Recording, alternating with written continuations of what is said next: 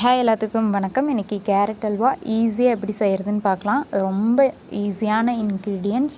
இதுக்கு நீங்கள் கேரட்டு திருவெல்லாம் தேவையில்லை. கேரட்டை வாஷ் பண்ணிட்டு காம்பெல்லாம் எடுத்துகிட்டு குட்டி குட்டி ரவுண்ட் பீசஸாக கட் பண்ணி பாயில் பண்ணி எடுத்துக்கோங்க. இல்லைன்னா அப்படியே மிக்சியில் போட்டு டிப் பண்ணி எடுத்துக்கோங்க.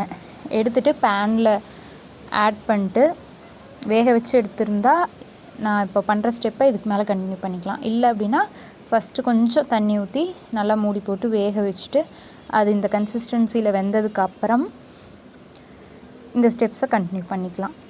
கார்ன்ஃப்ளவர் ஒரு பெரிய ஸ்பூனில் ஒரு ஸ்பூன் அளவுக்கு தண்ணியில் கரைச்சி கேரட் வெந்ததுக்கப்புறம் அதோடு ஆட் பண்ணி நல்லா அது கட்டி இல்லாமல் நல்லா கிளறணும்.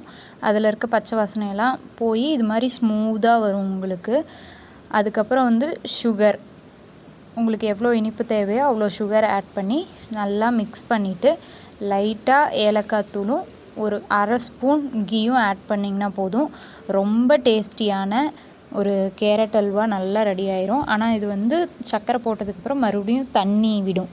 அதை மறுபடியும் நல்லா சுண்டி வர வரைக்கும் மிக்ஸ் பண்ணிவிட்டு கொஞ்சமாக கீ ஆட் பண்ணிவிட்டு நல்லா பாத்திரத்தில் ஒட்டாமல் வர கன்சிஸ்டன்சியில் இறக்கி ஒரு பவுலுக்கு ட்ரான்ஸ்ஃபர் பண்ணி பிளேட்டிங் பண்ணிக்கலாம்.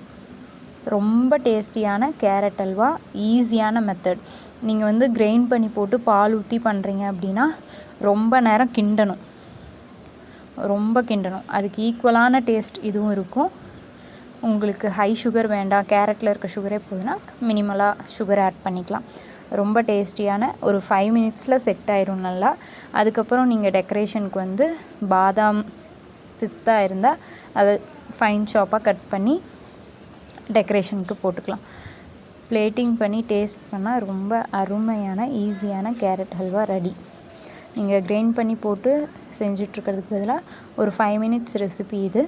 ஈஸியாக இருக்கும். ட்ரை பண்ணி பாருங்கள்.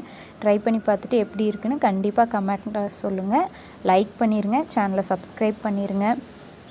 மேலும் இது மாதிரி உங்களுக்கு என்ன ரெசிபி ஈஸியாக வேணும்னு கமெண்ட் பண்ணுங்கள். Thanks for